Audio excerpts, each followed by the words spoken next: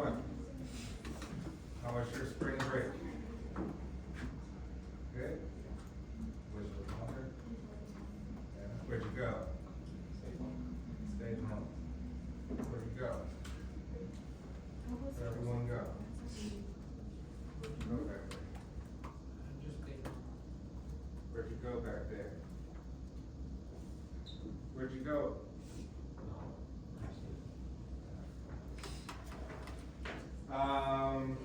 All right. We are in week 9. Things are moving pretty quick. You got your midterms in. How are we looking with those discussion books? Everyone complete the discussion books over the break? All right. Don't forget about your research participation. Try to get that done before the end of the term. Because they kind of get all used up and there's nothing really available at that point, so we try to get up on that. We have a presentation today, Evelyn and Ava, right? All right, and we are in consciousness, right? It's a very interesting concept.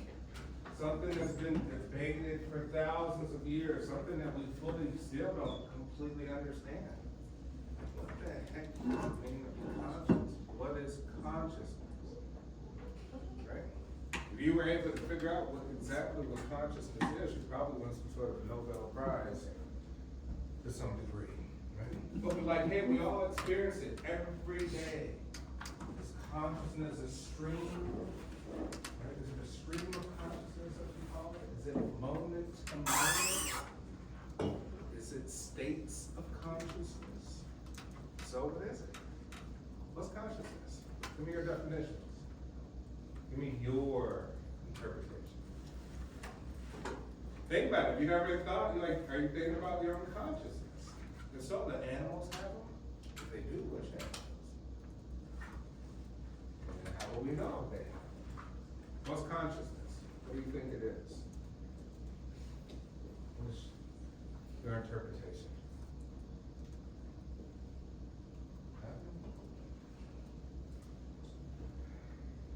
Is it attention? Yes.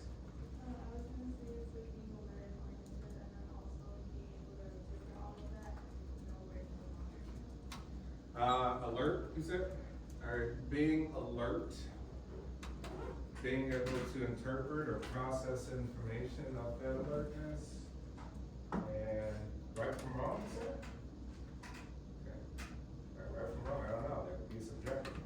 Your right might be my wrong might be your right. What else? Who else has a definition for this? Consciousness. You're experiencing some sort of consciousness right now. How could you describe it?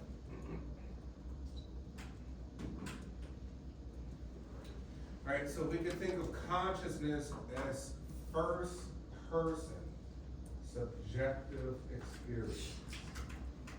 If we looked at an anthill, and we saw maybe thousands of ants going along, working together, having a purpose, would we see a few ants deviate and say, hey, no, I'm a self, I'm a me, I'm not participating in building up a molehill. I'm gonna go off and pursue my own endeavors as an ant, because I'm a me. Right? And I don't really like this social thing. So we observe elephants and like, oh man, an elephant's depressed. Depressed about what? Baby died. Everybody, well, that's like 3 years ago, still depressed. How can an elephant be depressed? What are they thinking about? That'd be consciousness. Right, so consciousness is complex. We can try to have a general idea of it. We would say consciousness is this. What is the taste of salt? Right, salt? What is the saltiness of salt? What is the redness of the color red? It means what did you experience when you taste salt? What do you experience when you taste sugar? What's the sugary of sugar? What is the thing within itself? What is a you? You're like, oh, I'm a me. If I can explain that, what do you mean you're a you? I'm confused. You're a you.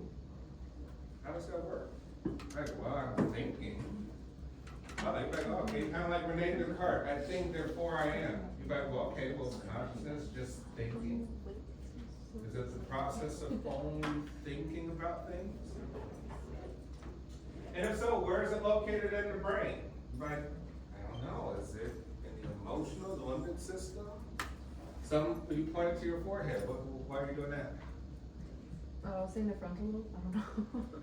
Alright, you say, hey, maybe it's the frontal lobe, right? The thing that separates the prefrontal cortex, separates it, give us so much intuition and introspection, more than other animals, and come up with fancy ideas.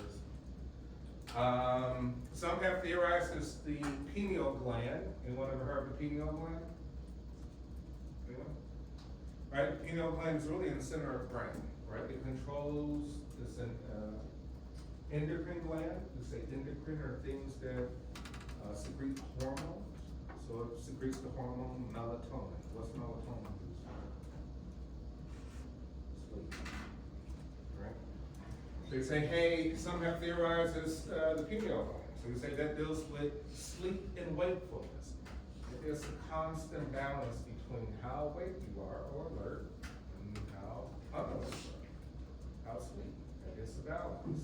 Some have argued like this can't be the case because we see other activities using electroencephalograph. We can see other activities with wakefulness and sleep. Right? So what's the only sort of stages where we can think that we could be unconscious? At what times are you unconscious? When you're sleeping, Why? because you're not really, like your brain isn't working to be aware of your surroundings, so. Will that work if you're dreaming too? Are you unconscious if you're dreaming? Are you unconscious if you're dreaming? Dreaming requires some information processing, some thinking. Right? You can recall it when you wake up, you tell a story about it, you call your friends, I had a crazy dream, I had a nightmare, I had this and that. That's a lot of processing. That's memory, that's cognition, that's a lot of stuff. Right, so the only time we could really describe being unconscious would be dreamless states. One could be sleep, but it has to be a dreamless sleep, right? Usually it's not that last stage of sleep we will talk about on Friday, right? That REM sleep. We can say, hey, you're in a coma. You're in a coma, you're like, hey, what did you see when you were in that 3-month coma? You're like, I saw nothing. I had no thoughts, no memories. What's another state like that, almost like a coma, that you could be put in?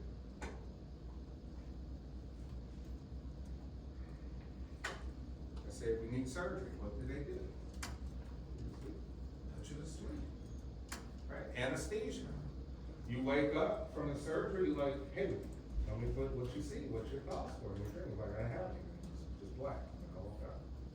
Like, oh, you're unconscious. Right? Maybe something traumatic. Maybe we can say hypnosis is unconscious. Right? Because it's saying, hey, alertfulness, wakefulness, a little bit of thinking, some memory, some information processing. Maybe we put it under hypnosis.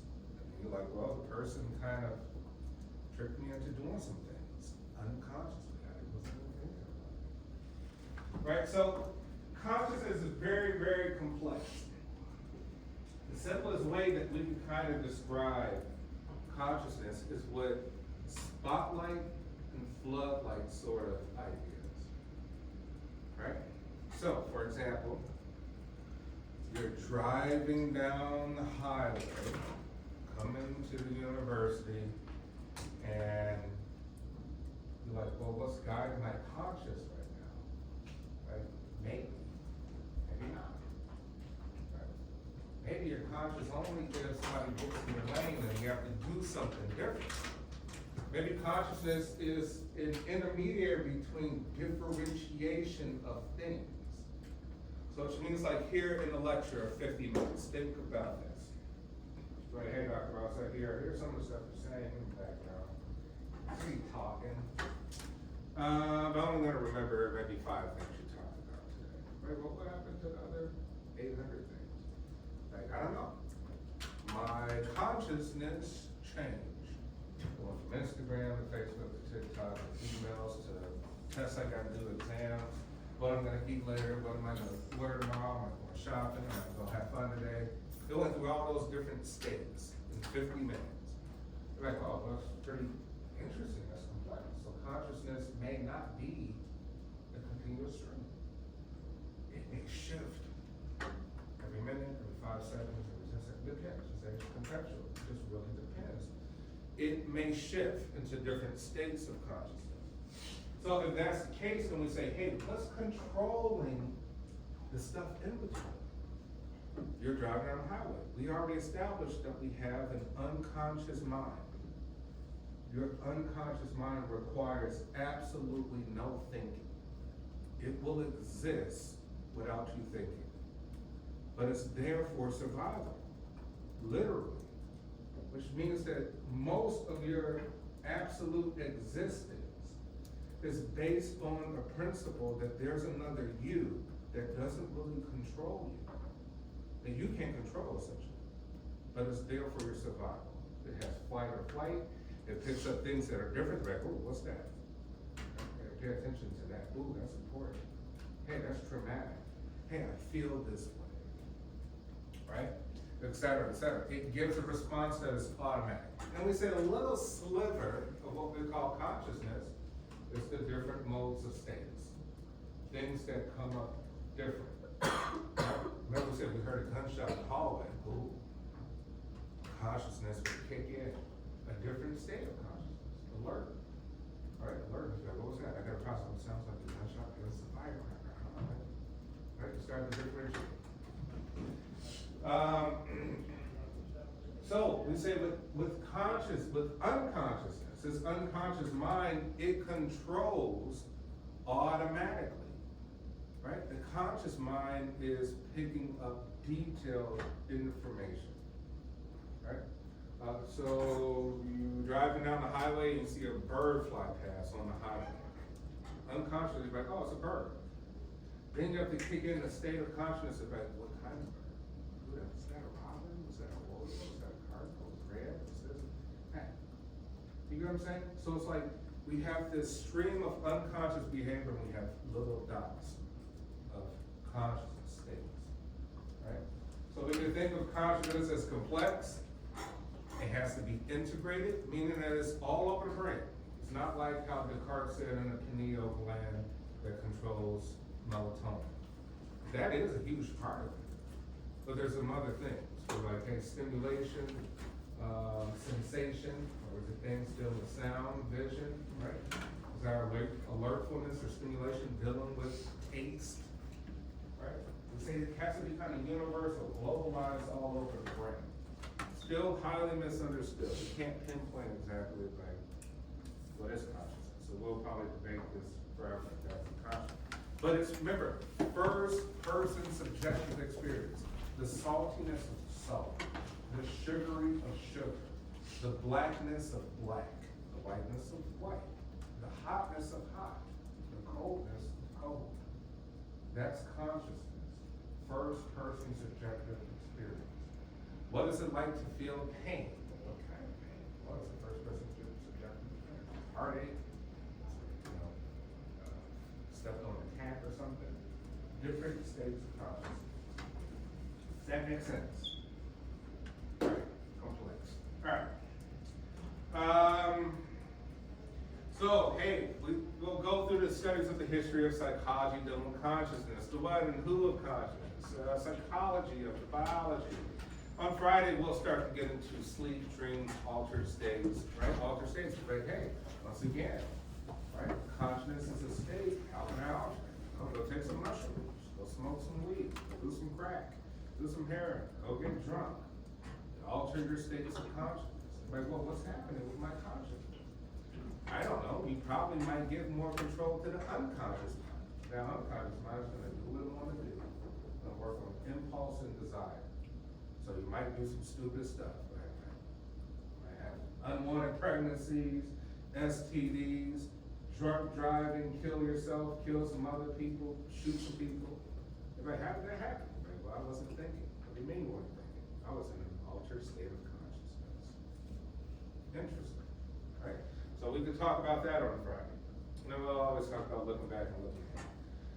All right, here the textbook, right? Just kind of gave the definition, but here it says awareness and personal experience of oneself and the surroundings. What is an I? What is a you? What's your first person experience of hot? The hotness of hot, coldness of cold, saltiness of hot. Wundt, remember? Wundt's one of our first psychologists.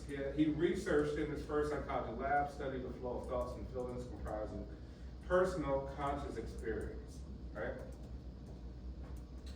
Watson, who studied behaviorism, he contended consciousness cannot be scientifically observed and measured, therefore it should not be topic of psychology. Right, so Watson says, hey, it's too abstract, it's philosophical, it's not really scientific, I don't know if we should focus on measuring what this thing of consciousness is. All right, come on, Watson, we're scientists, we want to figure out answers to great questions, so we're not gonna stop trying to discover what it is, Watson. But you got a point, yeah, at that time and even today, it's still very abstract. We can't pinpoint exactly what it is. Newell and Simon, it says about information processing, right? We say, hey, it's thinking. If you're processing information, it can be understood by drawing analogies between human thinking and processing in computers, right? So Newell and Simon says, hey, it deals with thinking and processing. That what we can conclude is consciousness. That's still very limited scope, right? Because we say there's still altered states. There's dreaming, there's sleeping, etc. But he proposed that, hey, the brain is like a computer. So, like a computer, if the brain is like a computer, the way that a computer differentiates information is using bits of information. And what are the binary systems in a computer? Two of them. Two binary systems in computer processing. What is it? Two numbers. 1 and 0? There you go. Zeros and ones. We say here's something, and here's something different. Right? So they're saying, hey, our brain is the same as that. Here's a something. And if you see just as something, there's a stream of consciousness or unconscious behavior. You'll shift from that to alertness to something else if it is a zero. And that's how the brain may work. Right? It stays stationary within zeros, and if there's a one that pops up, it moves its attention, alertness, information processing, thinking to something different. Therefore, it has to be something different happening for us to observe consciousness. All right, this is subjective, right? First person perspective. That's why, we talked about right and wrong. I mean, really, we say, hey, what is truth? I don't know, truth is subjective. Your truth is not my truth. Probably might not be my truth. My truth is probably not your truth. Now, there are things that we can agree on in terms of what we can observe, measure in science, and say, well, these are the findings to conclusion, unless you come up with something better than that, which you can prove, generalize, and share with 8 billion human beings, then shut up. Right? That's kind of how we do it. We're like, not a fact. Right? The facts is measurable, observable, et cetera, et cetera. But we know there's still information beyond the facts. The facts are limited. Theory today, gone tomorrow. New theory. Theory is, so we say things are limited. We live in a time and space of now with the information that we have now. Doesn't mean it's the information of truth forever. Somebody will come along and find something a little bit more different, right? So we always got to keep that in mind too. Even science, very limited. It's limited to time and space and the now. We say it's relatively unique. It's yours, right?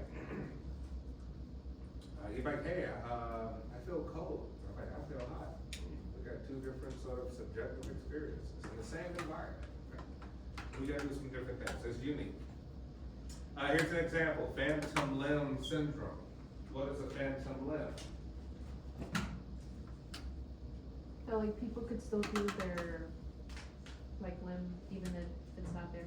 Yeah, you get your foot, your leg amputated, and you still feel your toes. You still feel your leg. It's there. If you didn't have a prosthetic, you probably just get out of bed and try to walk. You'll fall over. Right? Because you still feel like you got a full leg. It's still there. You're like, oh, that's Right, what happens with that? I don't know, there could be some research.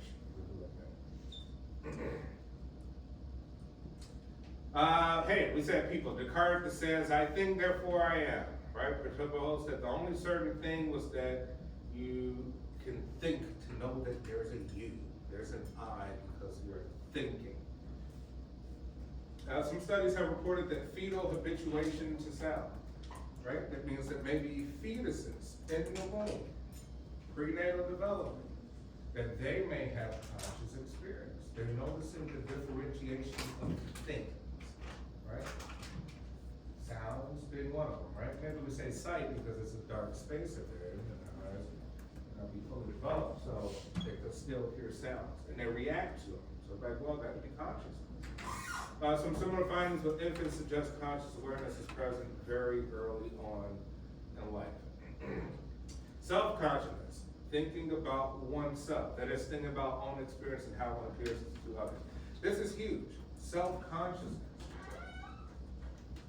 If we go look in the DSM, which is our Bible for diagnostic disorders, right? We go and diagnose PTSD, schizophrenia, right? Borderline personality disorder, et cetera, et cetera. Right? One of the major components is self-consciousness. You're like, man, Dr. Ross, I'm depressed. You're like, oh, why are you depressed? Oh, because such and such person, and mom and dad, and this, and that. Oh, you care. Because if you didn't care, you wouldn't be depressed about this people. Right? So you have a first-person subjective experience of caring for others. We know that that's consciousness. But it also leads to probably most of the issues we have. I have anxiety, I'm stressed out, I'm this, I'm not good enough, et cetera, right? First person subjective experience. That's a state of mind, a state of consciousness, which means you could change it quickly. You could change it quickly by thinking differently. But it's not that simple, because we do have meth heads, crack heads, and you're like, oh, just stop. Stop taking the drugs and you'll be fine. We're like, yeah, sounds great. Sounds wonderful. I wish we all could change that quickly with any bad behavior we have. Doesn't work that way, right? It's complicated.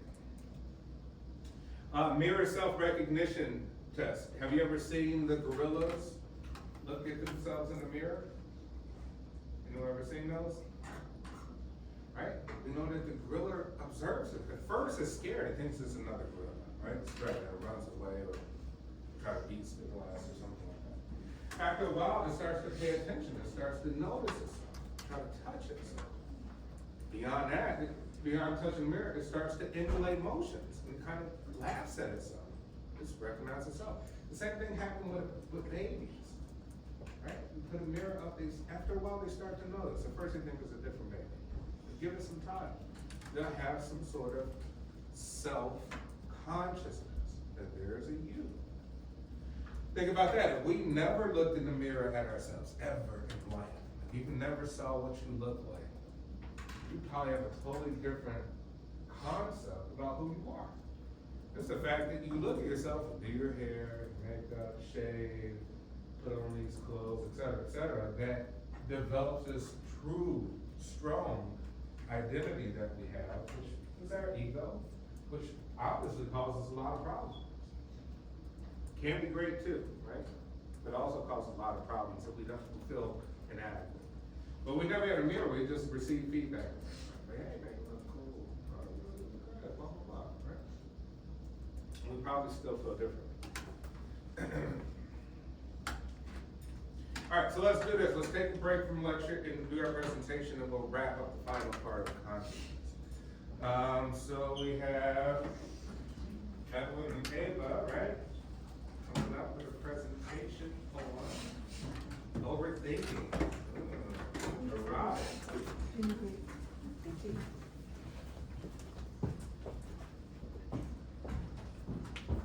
And if we need the clicker, right here.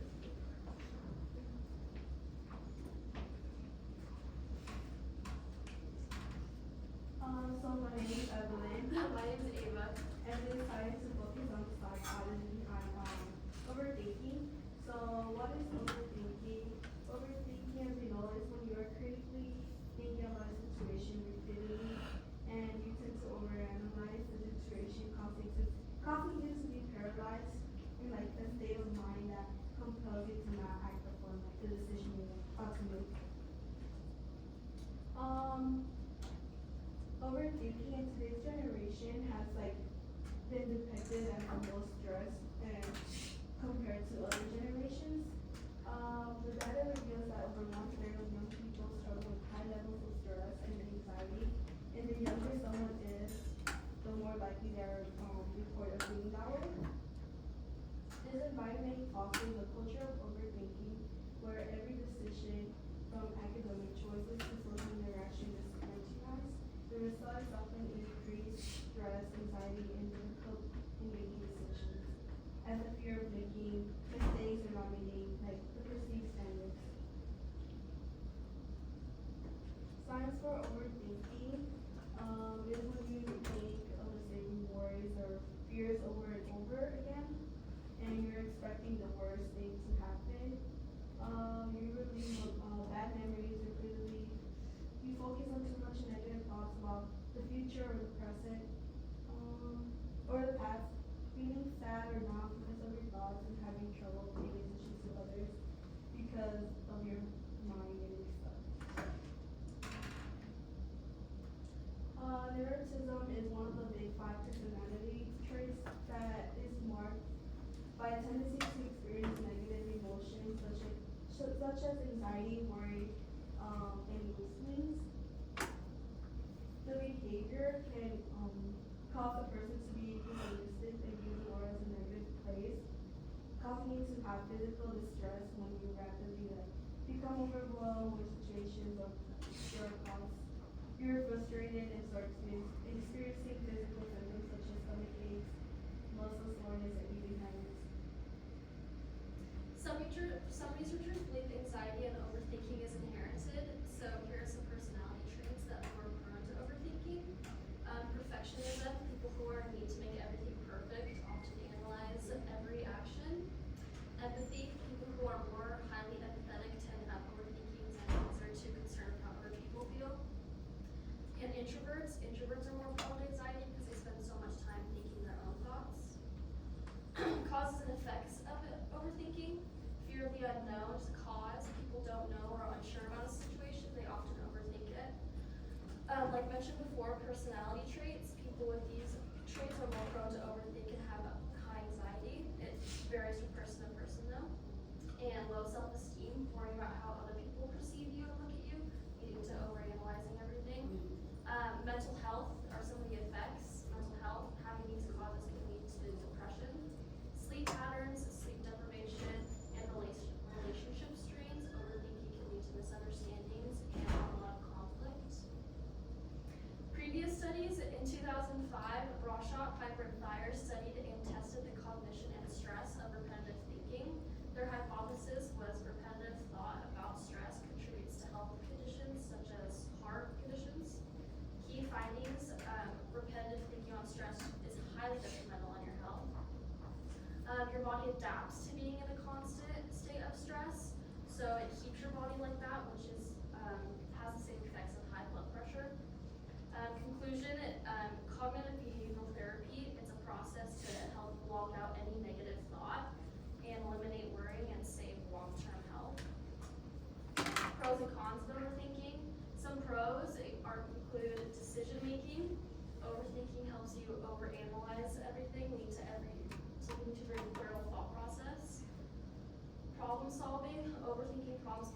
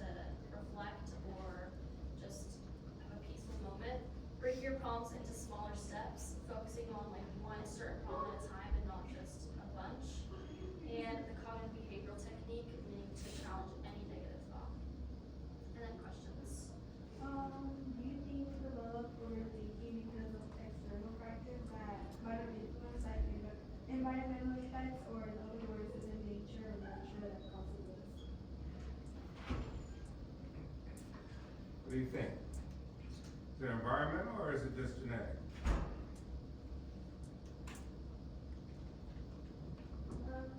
Well, I mean, for me personally, like, basing on like my personal experience, it seems kind of like genetic because like, I feel like my childhood like was relatively happy and not that stressful, but I do know like my parents have stress and like some of their mental health issues that like that I have, so like, I feel like this is, like, from just my own experiences, I don't have to go, like, studies or other people, but I've seen that it, like, it feels more, it feels more genetic, like, a little more nature. Okay, a little bit more nature genetic. Anyone else? Right, think about it, if it is genetic, it may, could mean that, so for your example, you're saying that it's genetic because mom and dad had it, but mom and dad also placed you in an environment with them when they raised you, correct? Yes. And so that environment itself probably could have not been the cause, but it could have exacerbated the nature part of it. Because you're like, well, okay, let's say for hypothetically, you foster care or something, mom and dad gave you away day one, never seen it. Then the question would be, would you still have that sort of overthinking, neurotic, rumination of thoughts, constant thinking, as you probably would being raised in that environment as well too? What do you think? You think there would be a different outcome? Say mom and dad weren't around in that environment raised you. I mean, I feel like the foster care and like those situations would be inherently more stressful in themselves. So they would probably contribute to Even more? probably. Okay. Anyone else? Anyone ever suffer from neuroticism or overthinking or rumination, right? Rumination is repetition of thoughts. Anyone else? Hey, in my 20s, I used to have anxiety attacks and panic attacks. I was on Xanax, Paxil, Zoloft. I was in a psych ward for a little bit, right? And it was because I overanalyzed. I was neurotic. I was trying to get control of my thoughts and also concerned about the future, right? A lot of stress. And at your age, you're probably concerned about that too. Because you're like, who am I gonna be if I drop out of school? Who am I gonna be if I don't get a job? If I don't do this? Will I like myself? And the other factor, like, oh, do people like me? How come mom won't talk to me? How come my best friend hates my guts? How come my boyfriend, girlfriend dumped me? How come I didn't get likes on social media? How come all the silly stuff that has to deal with external forces we can't control? So when we think about this, overanalyzing, overthinking, we're talking about power. Power over one's self and one's mind, thoughts, and feelings and behavior that's being sort of impacted by trying to predict the future. Every instance you're trying to predict and being concerned about things you can't control. What were you gonna say? Well, I was gonna say, like, I think it's better to have it than not have it. Obviously, if you like dive too deep into it, like most of any industry makes you do that. Well, like you said, if you have a thought process, then you're not really gonna do bad things that, or like things like that, things that you're not supposed to do. Like realistically, and we're talking about how most people call it pleasure, and like not what's they're actually supposed to do. So if you really think about it, so if you think about it, you're not gonna do it. So you're already ahead of a lot of people. So I mean, I think you have a gift. You just have to direct it right. Yeah, I agree. I mean, I think there's healthy and unhealthy thresholds of overthinking, right? You could say. Healthy would say, hey, I got a lot of responsibility. I want to be a CEO. I want to be president. I want to be a congressman or run my own business. Anybody, that's a lot of thinking you got to do, right? A lot of analyzing that comes with responsibility. That's healthy. If you're trying to achieve greatness, right? But if you're not thinking, not overanalyzing, you probably can't be in that position long. position of leadership, leading other people, right? Because other people are involved too, you're like, oh, they don't like you, oh well, I'm in charge, right? Oh, I wonder what they think, who cares what they think, get the job done, right? And so, and there's a healthy part that we probably need some overthinking, the bad part is kind of, so let's go back to yours. Is the overthinking about yourself, or is it about others, or is it a combination of both?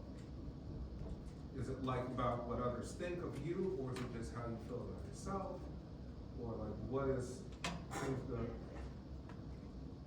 I think it's a combination, but it's a little more stuff about myself. yeah. Yeah, and that could be, you know, those are kind of the big problems, because you're like, well, this introspection about me, who am I, and my behavior, my thoughts, my feelings, yeah, that's gonna be a tough battle to resolve, right? But if it's mostly about other people, you could kind of eliminate those people in your life, if you really want to, right? Because it's environmental, you would leave, get out of here. What are you gonna say back there? I was gonna say, I think it's more nurture than nature, because like my cousin, she grew up in a like abusive household, and like today she still like deals with like anxiety and overthinking. So Yeah, you're like, hey, you know what, we're talking trauma, let me say trauma's permanent. Long-term, anything in long-term memory storage is for life. Riding a bike or getting beat up by your mom and dad. Psychological abuse, physical abuse, sexual abuse, anything of the case. You can remember it, it's in long-term memory storage, it's for life. Only thing you can do is manage and cope with it, or transfer it. Like, hey, you know, I transferred those negative thoughts to something else, something positive. It could be spiritual, religious, et cetera, a hobby, a habit, something of the case. So yes, environmental, you say it leaves permanent markers, right? Permanent markers on what other people have done to me. Maybe not even genetic. Like, I didn't have the neurotic thoughts before. They beat me up or something, or abused me. Now I have them, and now they're permanent. What do I do now? Right, so CBT, right, talk therapy, right? Go talk so you can transfer your thoughts to something else. You're like, oh, I'm triggered by this. Okay, now we gotta figure out that triggering, and what creates that triggering, and transfer it to another thought, emotion, behavior, et cetera, et cetera. Okay, what is this other question? Do you think overthinking can be good, and yes, how? Yeah, we just established a healthy level of it, right? Do you think overthinking is a personality trait or not? What do you think? Remember we said big five, right? The ocean model. Openness, conscientiousness, extroversion, agreeableness, neuroticism, right? This is the end, neuroticism. Who here is an overthinker? Like naturally, just like your personality is like type A, right? Like, gotta be like this, do this, here. We'll come back to you, but in what ways and why? Like, we're trying to solve equations or math problems or exam assignments. I don't think like instructions, and I'm doing more than I'm supposed to, or I just don't go way off from the goal. Or like, when they tell me like word instructions, like, oh, do this, I can figure like, also they want me to go this way, but like, oh no, like, going this corner, I'm all the way going to the other side. Yeah. Say like, hey, I'm extremely detail oriented. I'm more concerned with details. So much to the point that it's unhealthy that I miss the big picture. Right? So it's like, and some people are the opposite. Some people are like, yeah, I can see the big picture here. I can see how it fundamentally works. We might well solve the equations of that. I can't do that. I'm not that detailed. Right? So they can understand the concept, but they might not be able to solve the detailed problems that you have. So you're like, it's pros and cons, right? Especially when it comes to mathematics and science. Here, were you gonna say something? Nothing new, but yeah, I guess it's kind of how I am, very detail oriented, so it just like takes me a long time to go over my thoughts. I have to make like a choice. Yeah, think about that. You might struggle with abstract concepts. Like, oh, love, life, existence, and this and that. You're like, I don't know what that is. Doesn't make sense to me. 1 + 1 = 2. I can't.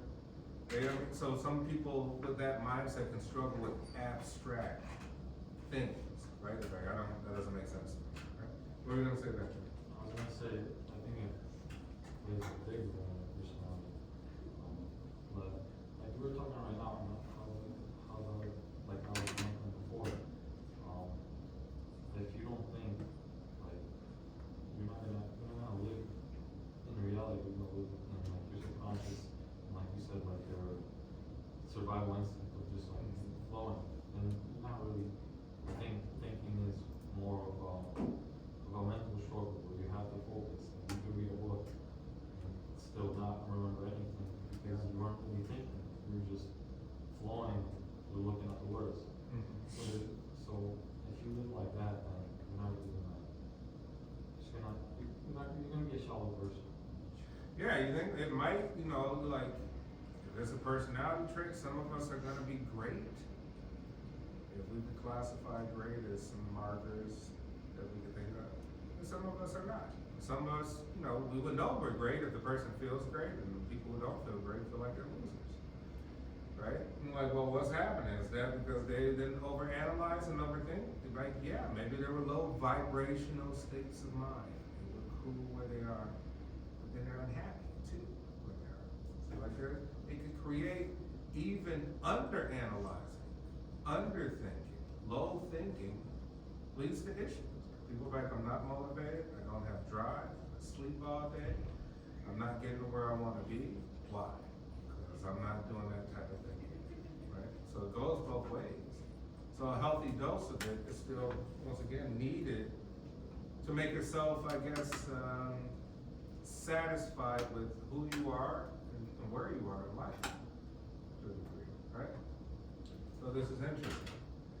What are your thoughts on your own questions? You think it's personality trait? You think it's nature nurture? You think it's good, bad? I think for me, like, personally, I think it's very bad.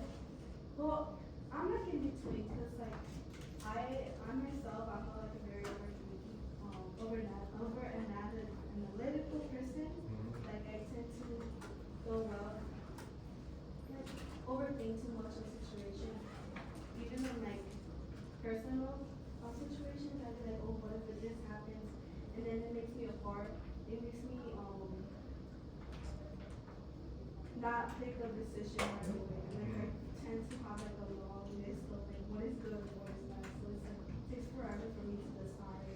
Yeah, that's what we call that analysis paralysis. Yeah. Where you can't, or choice anxiety, like I can't pick shoes. And then And going to the store, I can't pick what shoes to buy. There's 5 that I love. Yeah. And then you buy nothing. that's Or you buy them how- all and then you regret paying them. I think it's both. I think you inherit it and like pick it up from your surroundings, from social media. Because I think you can pass down from your parents and siblings probably abroad. Alright, so you're saying, hey, you know what? Genetics might be the cause, but it may not be. You can still get it.